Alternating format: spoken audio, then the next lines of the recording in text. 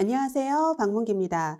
여러분, 이번 시간서부터는 우리 요양보호 강론 파트로 들어가도록 하겠는데요. 그동안 우리 파트 1, 파트 2에서 필기에 대한 걸 한 거고요. 이제 실기 파트로 넘어갈 텐데요. 요양보호 강론에서는 요양보호 업무를 좀 구체적으로 배울 거예요. 그래서 우리 파트 3 이 요양보호 강론 1에서는요. 신체활동 지원이라던가 신체활동 지원이라던가 일상생활 지원이라던가 개인활동 지원, 의사소통, 정서 지원, 그리고 기록하는 업무에 대해서 살펴보도록 해서 실질적으로 요양보호 업무에 대해서 구체적으로 자세하게 배우는 파트입니다, 여러분. 그래서 처음에는 신체활동 지원 파트로 들어가서 살펴보도록 하겠습니다. 신체활동 지원 파트는 어떤 거에 대해서 배우는 거냐면 여러분, 신체활동 지원은 대상자를 위해서 이렇게 식이를 도와준다던가 아니면 이렇게 배설하는 걸 도와준다던가 개인위생을 도와준다던가 아니면 투약하는 걸 도와준다던가 아니면 체위 변경하는 걸 도와준다던가 하는 이런 파트거든요. 그리고 이 신체 지원 파트에서는 시험 문제가 굉장히 많이 나오는 파트이기 때문에 자세하게 좀 이렇게 살펴보고 가야 되는 파트라고 생각하시면 되겠습니다. 그러면 맨 처음에는 뭐에 대해서 나오냐면요. 대상자 중심의 요양보호에 대해서 나와요. 그럼 이게 뭐냐면요, 여러분. 요양보호라는 건 지금 우리가 하는 업무는 어떤 업무냐면요, 여러분. 수발이 필요한 대상자에게 수발을 제공하는 업무잖아요. 그럼 수발이 필요한 대상자에게 제공하는 업무이기 때문에 요양보호사 중심이 돼서도 안 되고요.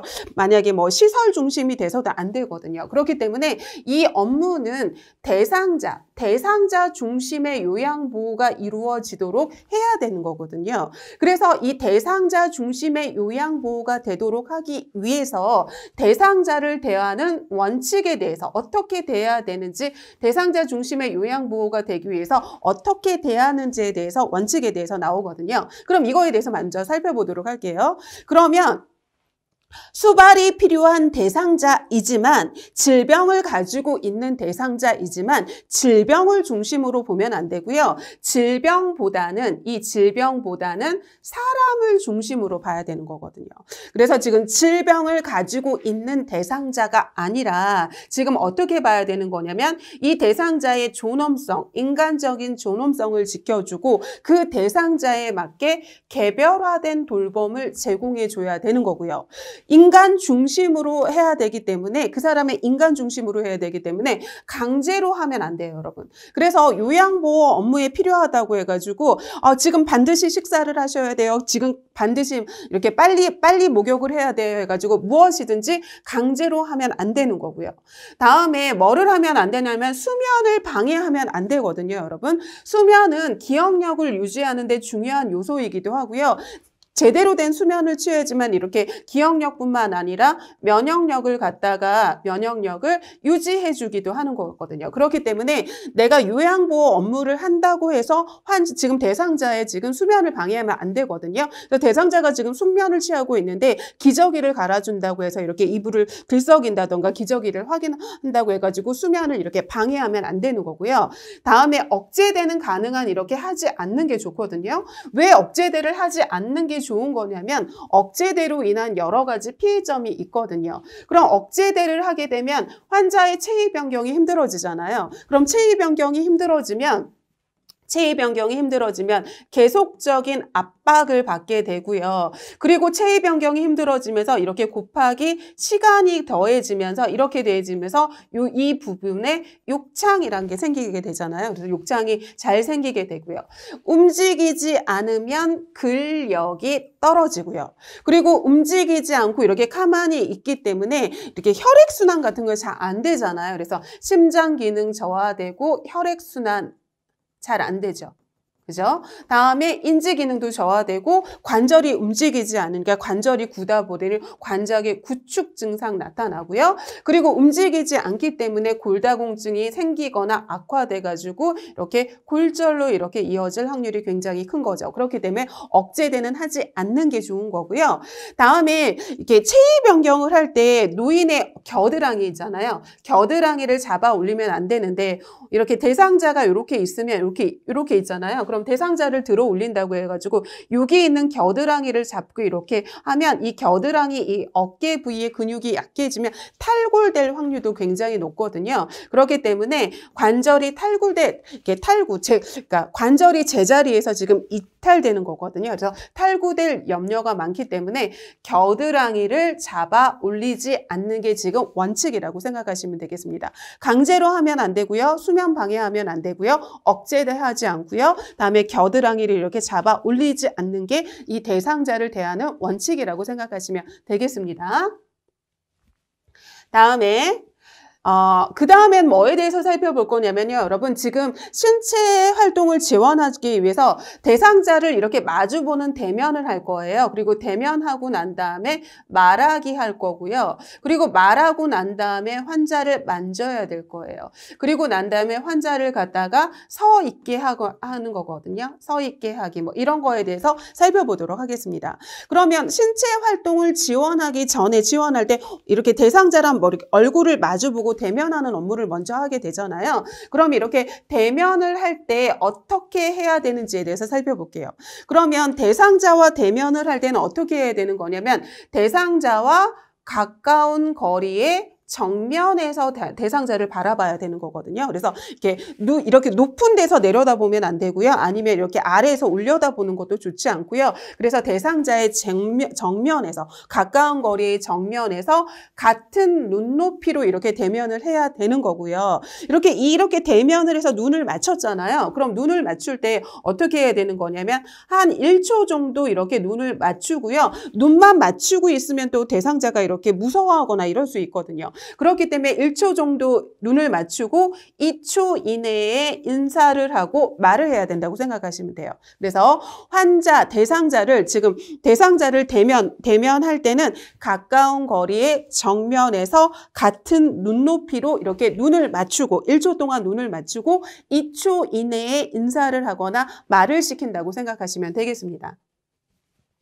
다음은 그래서 이렇게 눈을 맞춰야 되는데 만약에 대상자가 눈을 피한다. 그렇게 눈 맞추는 걸 피한다. 그럼 어떻게 해야 되는 거냐면 틈을 만들어서라도 제 눈을 봐주세요 하고 이렇게 요청을 하고요. 다음에 대상자가 가까이 갈 때 눈 맞추고 이렇게 정면에서 눈높이에서 맞게 이렇게 맞춰야 된다고 생각하시면 됩니다. 그래서 옳지 않은 방법은 대상자랑 멀리 서 있거나 위에서 내려다보거나 아니면 옆에서 잠깐 힐끗거리거나 그러면 대상자에게 지금 무시하는 이렇게 당신은 없는 사람이다. 당신은 관심이 없는다라는 의미를 하기 때문에 정면에서 바라보고 눈높이에서 바라보고 가까운 거리에서 해야 되는 거고 1초 정도 눈을 맞추고 2초 이내에 인사를 건네고 말을 해야 된다고 생각하시면 되겠습니다. 그래서 우리 대면하기에 대해서 살펴봤고요.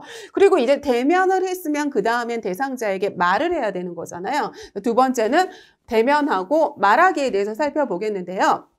그러면 만약에 대상자가 말을 해야 되는데 대상자가 졸고 있거나 아직 잠에서 덜 깼어요. 그러면 지금 대상자를 깨워야 되잖아요. 그러면 대상자를 이렇게 흔들어서 깨우는 게 아니라 침대판을 이렇게 두드려 주는 거예요. 침대판을 두드려 주고요. 그리고 대답이 없으면 한 3초 정도 이렇게 잠시 이렇게 기다렸다가 다시 한번 이렇게 두드려 가지고 대상자를 이렇게 각성시켜 가지고 말을 해주는 거거든요. 그래서 대상자가 졸고 있으면 이렇게 대상자를 흔드는 게 아니라 침대판을 두드려 주는 거고요. 그리고 의식이 없는 상태라던가 의식이 없는 환자예요. 아니면 지금 치매 대상자라서 말을 못하는 대상자라 하더라도 아무 말도 안 하는 대상자라 하더라도 그냥 아무 말 없이 이렇게 요양보호 업무를 하는 게 아니라 요양보호사가 이렇게 말을 건네야 되는 거거든요. 안녕하세요. 지금부터 체위 변경 해드릴게요. 그다음에 뭐 양치하는 거 도와드릴게요 하고 이렇게 말을 건네야 하는데 왜냐하면 우리 감각기관 중에서 가장 마지막까지 남아있는 게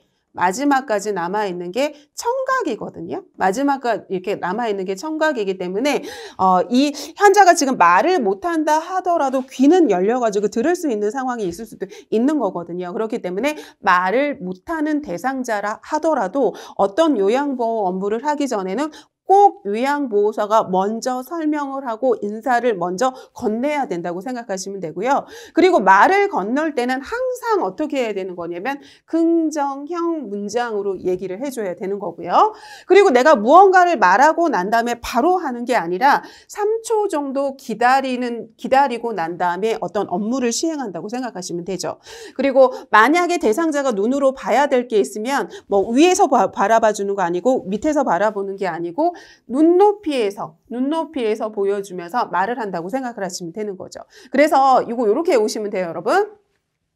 우리 대상자 가까이서 눈맞춤 하잖아요, 맨 처음에. 눈맞춤 하잖아요. 그럼 눈맞춤은 한 1초 정도 하는 거예요. 그리고 난 다음에 2초 이내에 말을 하는 거죠. 그래서 인사 같은 거 하는 거고요. 그리고 난 다음에 내가 어떤 말을 했어요. 말을 하거나 질문을 했어요. 대상자에게. 그러면 바로 어떤 행동을 하는 게 아니라 3초 정도 이렇게 기다려주는 거예요. 기다려주고 그리고 난 다음에 이렇게 어떤 행위를 한다고 생각을 하시면 되거든요. 그래서 눈맞춤 1초 하고 2초 이내에 인사 건네고 어떤 질문이나 말을 하고 난 다음에 바로 행위에 들어가는 게 아니라 3초 정도 기다려준다고 생각하시면 되겠습니다. 그래서 대상자에게 천천히 또박또박 긍정형으로 이야기하고요. 대상자가 이야기하지 않는다 하더라도, 대상자가 말하지 않는다 하더라도 청각의 기능은 끝까지 남아있을 수 있기 때문에 요양보호사는 말을 건네고 그 다음에 신체활동 지원 업무를 해야 된다고 생각하시면 되겠습니다. 그럼 대면했어요. 그리고 말했어요. 그리고 대상자를 만지는 거에 대해서 살펴보겠는데요. 다음은 대상자를 만지는 거에 대해서 살펴볼게요. 그럼 대상자를 만질 때도 대상자가 이렇게 무시하는 거나 자기를 갖다가 자존감이 떨어지는 그렇게 만지면 안 되는 거거든요. 그렇기 때문에 어떻게 만져야 되는 거냐면 천천히 밑에서부터 받쳐주는 거고요. 손끝이 아니라 손바닥 전체를 이용해서 접촉을 하는 거거든요. 그러면 보세요, 여러분. 대상자의 팔이 이렇게 있다 그러면 대상자의 팔이 이렇게 있다는 거예요. 이렇게 위에서 이렇게 손끝으로 만져주는 게 아니라 손바닥 전체를 요 밑에다가 이렇게 주고 맞춰주는 거죠. 천천히 밑에서부터 해주는데 손끝으로 해주는 게 아니라 손바닥 전체를 통해서 이렇게 접촉을 해주는 거고요. 그리고 핥히거나 꼬집으면 당연히 안 될 테고요. 그리고 환자의 인지를 자극하기 위해서는 손이나 얼굴을 만지는 게 굉장히 효과적인데요. 하지만 손이나 얼굴을 만지면 등을 만진다던가 아니면 다리를 만지는 것보다 좀 더 민감하게 이렇게 놀랄 수 있기 때문에 그건 좀 주의를 하셔야 되는데 인지를 자극할 때는 손이나 얼굴을 만지는 게 훨씬 더 효과적이라고 생각하시면 되겠습니다. 그래서 우리 만지기에 대해서 살펴봤고요. 그 다음에 대상자를 일으켜 세우기에 대해서 보도록 하겠는데요. 대상자를 이렇게 세우기에 대해서 살펴보도록 하겠는데요. 그럼 맨 처음에 우리 본 게 대면하기였고요. 다음에 환자에게 말하기였고요. 그 다음에 환자를 만지기였고요. 그 다음에 지금 환자를 일어서게 하는 거거든요. 일어서게 한다거든요. 그럼 왜 일어서게 해야 될까요, 여러분? 일어서게 해야지만 근력도 유지되고요. 근력도 유지되게 되고 그리고 보행도 가능하게 하기 위해서 계속 누워있으면 와상 상태로 누워있으면 전반적인 기능이 다 이렇게 떨어지게 되잖아요. 그렇기 때문에 가능하다면 만약에 대상자가 이렇게 일어날 수 있는 대상자라면 최소 하루에 20분 정도는 일부러라도 서 있게 하거나 일어서서 걷도록 도와줘야 되는 거거든요. 그래야지 대상자가 가지고 있는 잔존 능력을 유지할 수 있게 해주는 거거든요. 그래서 최소 20분 정도는 일어서게 하거나 아니면 걷도록 도와준다고 생각하시면 되고요. 다음에 대상자가 세수하는 동안이라도 서 있게 한다고 하는 건 뭐냐면 2, 3분이라도 환자가 만약에 서 있을 수 있어요. 환자가 이렇게 2, 3분이라도 혼자서 서 있을 수 있는 환자라면 환자가 세수하는 동안이라도 서게 있어야 되는 거지 요양보호사가 가가지고 지금 뭐 다 닦아주고 다 해주고 이런 게 아니라 잔존 능력을 유지하기 위해서 2, 3분이라도 서 있을 수 있는 대상자라면 양치하는 동안이라던가 아니면 이렇게 세수하는 동안이라도 서 있게 해서 대상자가 가지고 있는 잔존 능력을 유지하게 해주는 게 좋은 거예요. 거고요. 다음에 느리더라도 요양보호사가 다 해주는 게 아니에요. 그래서 혼자서 가능한 스스로 하게 해가지고 대상자가 가지고 있는 잔존 능력을 유지하게 해주는 게 좋은 간호라고 생각하시면 되겠습니다. 그리고 서서 움직이고요. 스스로 하는 활동을 하게 하고 그 다음에 이럴 때 격려를 해줘야겠죠. 오늘은 어제보다 좀 더 많이 서 있으셨네요. 오늘은 어제보다 좀 더 이렇게 뭐 하셨네 하면서 이렇게 격려하면서 환자 스스로 할 수 있는 행동을 계속 유지할 수 있도록 한다고 생각하시면 되겠습니다. 다음은 우리 신체활동 지원에서 식사 및 영양 관리에 대해서 살펴보도록 하겠습니다. 그럼 노인의 영양에서 섭취를 할 때 섭취에 대한 요양보호의 일반 원칙에 대해서 살펴보도록 하겠는데요. 대상자의 식사 습관이 어떤지, 소화 능력이 어떤지에 따라서 음식이 달라질 테고요. 그죠? 다음에 대상자가 지금 어떤 상태인지를 고려해가지고 음식을 선택해야겠죠. 왜냐하면 대상자가 지금 당뇨 환자다.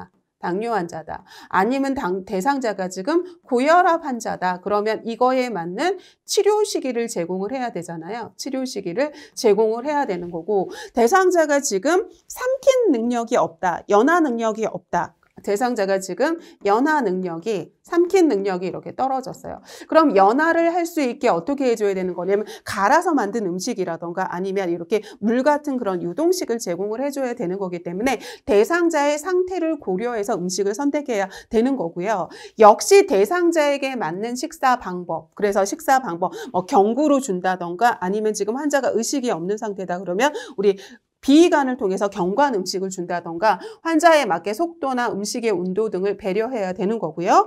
식사 전에 손 닦고요. 주변 환경 청결히 정리해 주고요. 그리고 이거 중요하죠, 여러분. 지금 대상자가 음식을 섭취하고 있는데 중간에 사례에 걸렸다거나 구토를 한다던가 청색증 같은 이런 이상 증상이 나타나는지 관찰해야 되는 거고요. 이런 이상 증상이 나타나면 어떻게 될까요, 여러분? 식사를 중지해야죠. 그죠? 식사를 중지해야 되는 거고요. 즉시 간호사에게 보고해야죠. 간호사에게 보고해야 되는 거라고 생각하시면 되고요.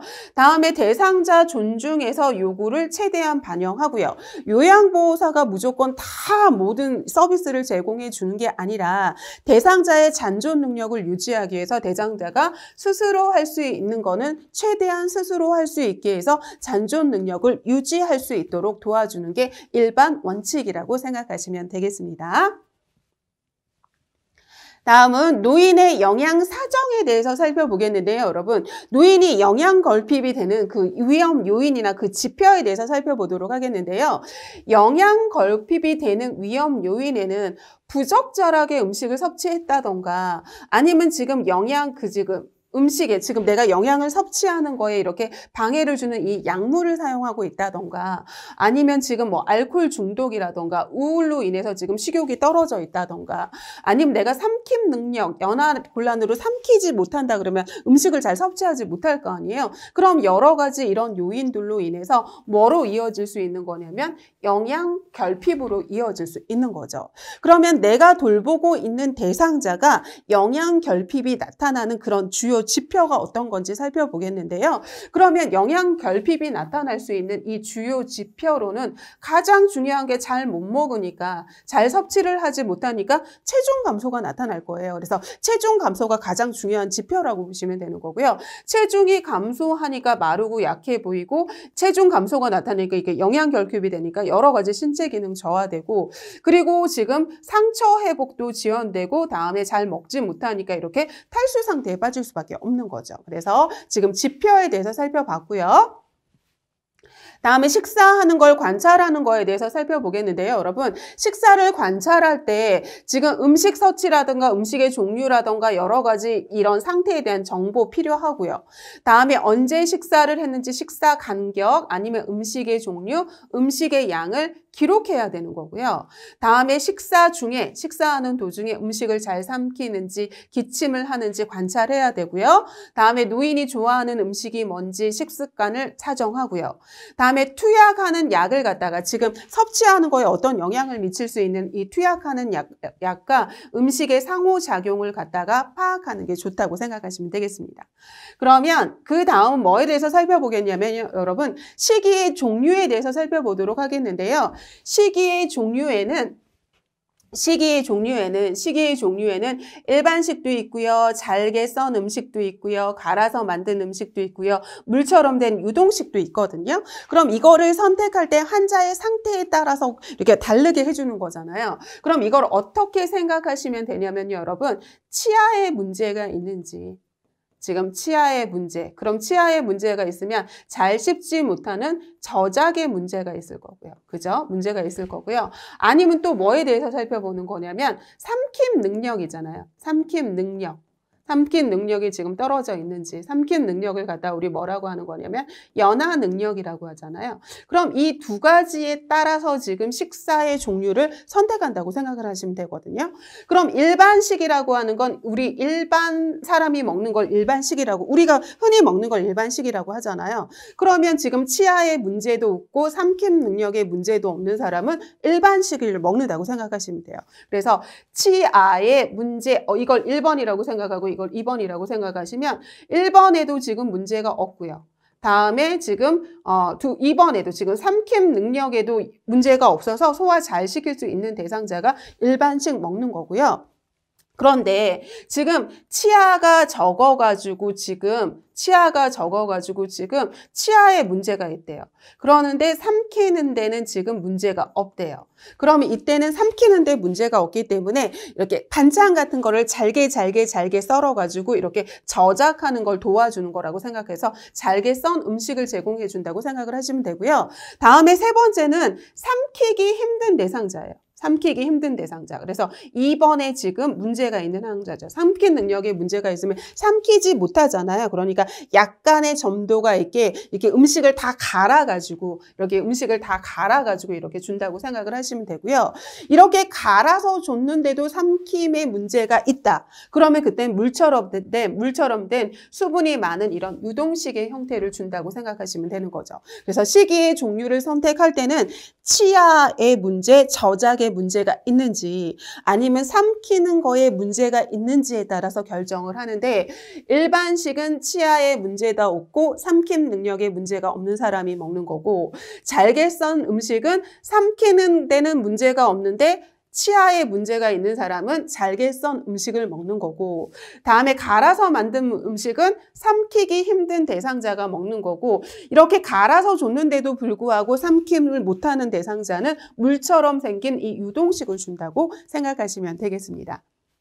그러면 이 유동식도 이렇게 두 가지로 나뉘는데요. 어떻게 보시면 되냐면 보세요. 경구 유동식이 있고요. 경관 유동식이 있는데요. 여기 구자가 무슨 구자냐면 구자가 입구자예요. 입. 그러면 입으로 주는 거예요. 입으로 주는 거 유동식을 입으로 주는 이렇게 물처럼 생긴 그런 음식을 경구 유동식이라고 하고요. 여기는 관이잖아요. 관. 그러니까 뭐로 주는 거냐면 관으로 주는 거예요. 튜브.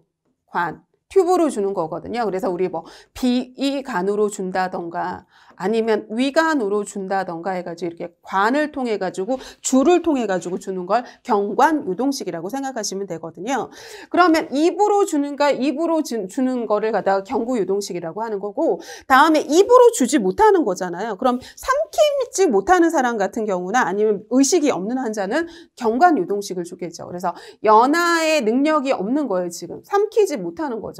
다음에 의식이 없어요. 의식이 없으면 지금 의식이 없는 사람이 이걸 삼키지 못할 거 아니에요. 그럼 질식의 우려가 있기 때문에 그런 대상자한테는 입으로 주는 게 아니라 관, 튜브, 줄을 통해서 콧줄을 넣어준다던가 아니면 위에서 직접 관으로 주는 지금 경관 유동식을 준다고 생각하시면 되겠습니다.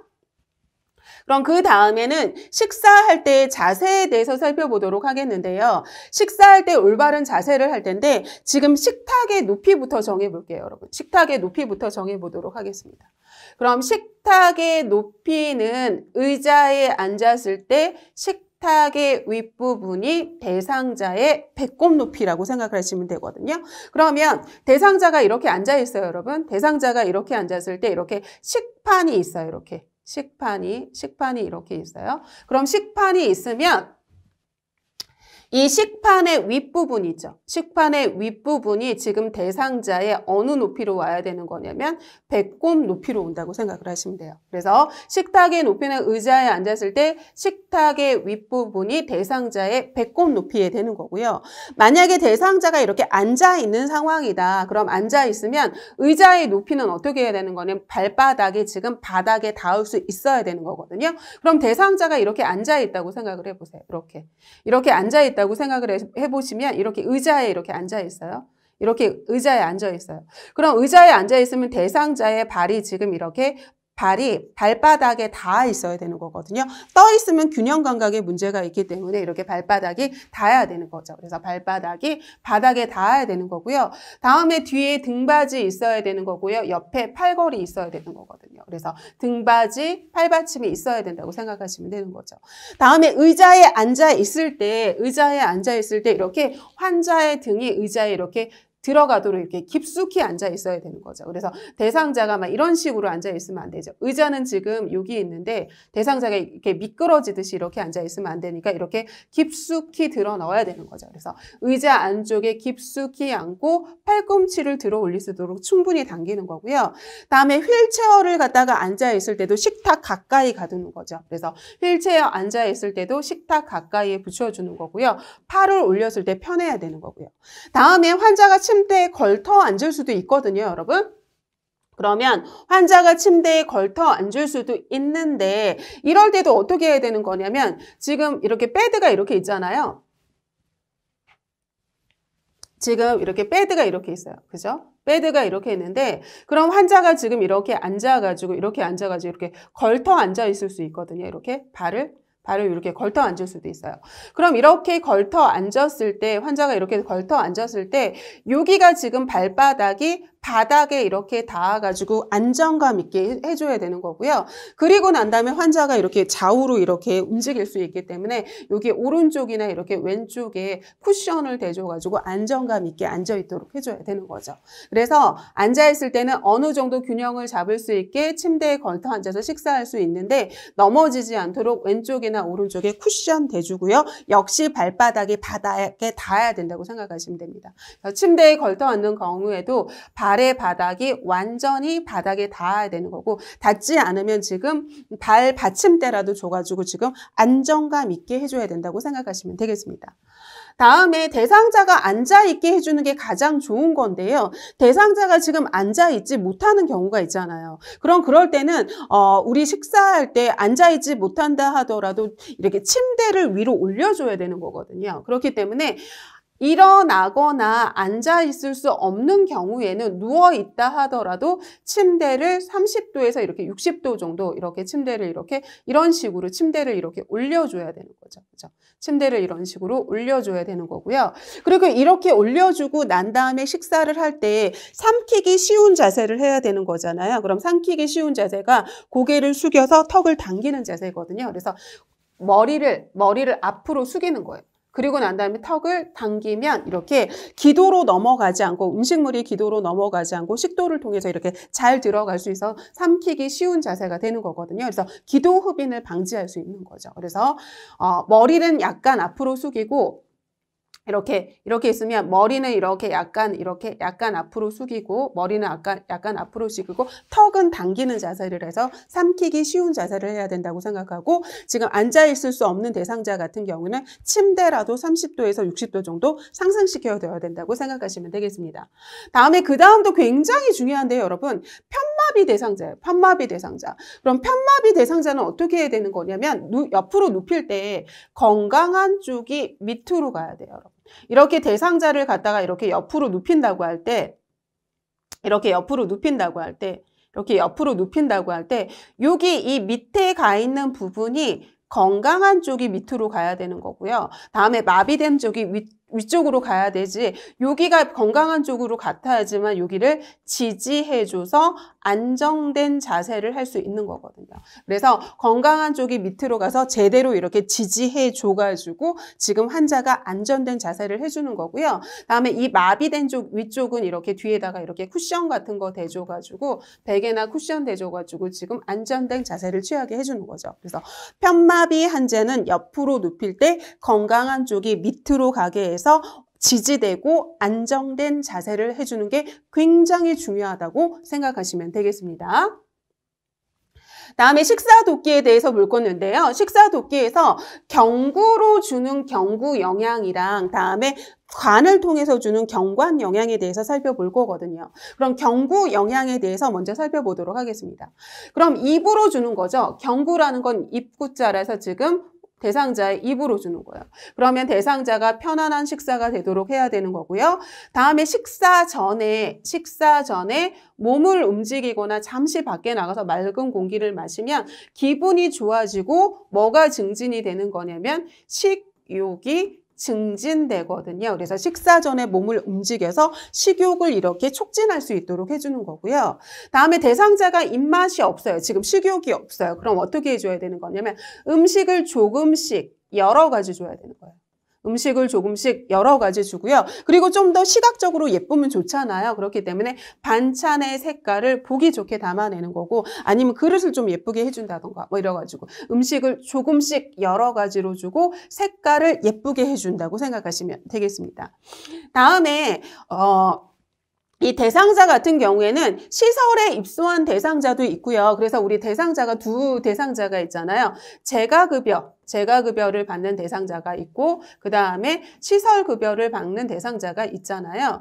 그러면 시설에 지금 입소했다 그러면 이 시설에서 지금 대상자의 상태에 맞는 그 대상자의 지금 현재 상태에 맞게 음식이 제공이 될 거 아니에요. 그렇기 때문에 지금 음식에 대해서는 그 음식의 식단이라던가 이런 거에 대해서 신경 쓸 필요는 없는 거고요. 그럴 때는 어떻게 해줘야 되는 거냐면 적절한 양을 섭취하도록 이렇게 도와주는 게 업무라고 생각을 하시면 되고요. 그런데 재가급여다. 그럼 재가급여면 집에서 지금 이렇게 식사를 하는 거잖아요. 그럼 요양보호사가 음식 준비서부터 섭취까지 이 모든 과정을 도와준다고 생각하시면 되고 도와줄 때도 요양보호사가 다 하는 게 아니라 음식을 섭취할 때 대상자가 스스로 할 수 있는 부분을 스스로 할 수 있게 해주면서 도와줘야 되는 거죠. 그래서 대상자의 이 씹고 삼키는 능력 고려해서 제가 일반식이든 갈아서 만든 음식이든 이렇게 할 때 두 가지로 한다 그러잖아요. 지금 치아에 문제가 있는지 저작에 문제가 있는지 삼킴에 문제가 있는지 이 두 가지를 가지고 선택한다 그랬거든요. 그래서 씹는 데 문제가 있는지 삼키는 데 문제가 있는지를 고려해서 일반식을 선택할지 잘게 썬 음식을 선택할지 갈아서 만든 음식을 선택할지 유동식의 음식을 선택할지를 정해야 되는 거죠. 다음에 식사할 때 대상자가 사례에 들리거나 숨쉬기가 어렵거나 그러면 이럴 때는 어떻게 해야 돼요, 여러분? 이럴 때는 즉시 식사를 중단하고 즉시 시설장이나 관리 책임자나 간호사한테 보고해야 된다고 생각하시면 되고요. 다음에 대상자가 식사 도중에 살에 걸리지 않도록 예방해야 되는데 이 예방간호는 뒤에서 나오니까 그때 좀 자세히 살펴보도록 하겠습니다.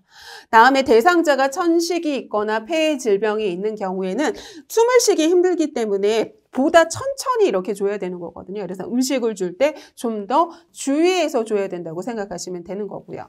다음에 경구 영양을 돕는 방법에 대해서 살펴보도록 하겠는데요, 여러분. 대상자의 배설 여부를 확인하고 적절하게 조치를 하는데 식사 전에 배설하는 게 식욕을 촉진시키는 방법 중에 하나라고 생각하시면 되고요. 다음에 이거 중요하죠, 여러분. 시력이 저하된 대상자는 지금 음식이 잘 보이지 않을 거 아니에요. 그러니까 이 음식을 갖다가 어떻게 해야 되는 거냐면 시계 방향으로 두는 거죠. 이렇게 여기 뭐 시계 방향으로 둬서 12시 방향에 뭐 있고 3시 방향에 뭐 있고 9시 방향에 뭐 있다는 걸 대상자한테 얘기해 주는 거죠. 그래서 시계 방향으로 둔다고 하는 거 중요하고요. 다음에 대상자 상태에 맞춰서 스스로 가능한 최대한 스스로 할 수 있는 거는 스스로 하게 해주는 게 좋은 거고요.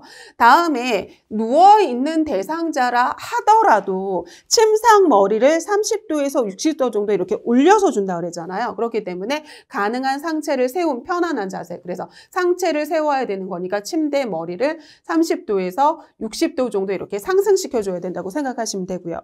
다음에 이렇게 편마비 대상자나 이런 대상자 같은 경우는 음식물이 이렇게 흐르거든요. 음식물이 흐르기 때문에 침구나 옷이 더러워질 수 있어요. 그렇기 때문에 앞치마를 한다던가 턱받이를 해가지고 옷과 침구가 이렇게 더러워지는 걸 방지하는 게 좋고요. 다음에 입안이 건조하면 이렇게 까끌까끌하게 건조한 상태는 삼키지 못하잖아요. 그렇기 때문에 이렇게 삼키기 쉽게 식사 전에 물을 한 모금 마시게 하는 게 좋은 거고, 식사 전에 음식의 온도 체크해서 너무 뜨겁거나 차갑게 주지 않도록 하는 거고요. 다음에 음식을 조금씩 제공해야 되는 거죠. 한꺼번에 많이 제공하면 살에 걸릴 수 있잖아요. 다음에 한 손으로 받쳐서 대상자 입 가까이 가져가고요. 다음에 이거 어떻게 해주는 거냐면요, 여러분. 숟가락의 끝부분을 입술 옆쪽에 대고 손가락과 숟가락 손잡이를 머리 쪽으로 약간 올려서 음식을 먹인다는 말이 무슨 말이냐면, 대상자의 입이 이렇게 있어요, 여러분. 이게 입이에요. 입이면 숟가락을 여기 가운데 대는 게 아니라 숟가락을 이렇게 여기 끝쪽에 대는 거예요, 여기. 숟가락을 갖다가 내가 이렇게 쥐고 있잖아요. 이렇게 끝쪽에 댔죠. 숟가락을 입술 끝쪽에 대고 난 다음에 이 숟가락을 머리 쪽으로 이렇게 상승을 시키면, 이렇게 두고 난 다음에 이렇게 상승을 시키면 이렇게 들어가는 거잖아요. 그죠? 그렇기 때문에 숟가락 끝부분을 입술 옆쪽에, 중앙이 아니라 이 입술 옆쪽에 대는 거고, 대고 난 다음에 이 숟가락 끝을 이렇게 머리 쪽으로 상승시키면 되는 거거든요. 숟가락 손잡이를 머리 쪽으로 약간 상승시키면 된다고 생각하시면 되겠습니다.